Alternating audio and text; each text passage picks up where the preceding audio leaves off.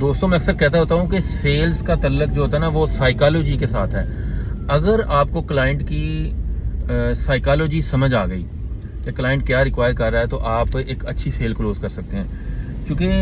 मैं अक्सर औकात ये एवरी टाइप ऑफ सेल है, लेकिन मैं अक्सर औकात चूँकि रियल एस्टेट की बात कर रहा होता हूँ, मैं एक रियल्टर हूँ, तो रियल एस्टेट के अंदर तो ये बहुत ज़्यादा चीज़ काउंट होती है कि आप क्लाइंट का जब आपने ये माइंडसेट पढ़ लिया कि उसकी क्या रिक्वायरमेंट है, वो अपनी इन्वेस्टमेंट कहाँ करना चाहता है, वो किस प्रोजेक्ट में चाहता है या किस प्रॉपर्टी में चाहता है, किस टाइप ऑफ की प्रॉपर्टी में करना चाहता है इन्वेस्टमेंट, वो शॉर्ट टर्म इन्वेस्टमेंट में इंटरेस्टेड है या लॉन्ग टर्म इन्वेस्टमेंट में इंटरेस्टेड है, तो फिर आप उसकी साइकोलॉजी के साथ जब चलेंगे तो आप एक अच्छी सेल क्लोज कर सकते हैं और आप एक अच्छा रेवेन्यू जनरेट कर सकते हैं और क्लाइंट के साथ आपकी बाइंडिंग्स बहुत अच्छी हो जाती हैं और आप क्लाइंट को उसका रेट ऑफ रिटर्न बहुत अच्छा लेके दे सकते हैं। तो इसलिए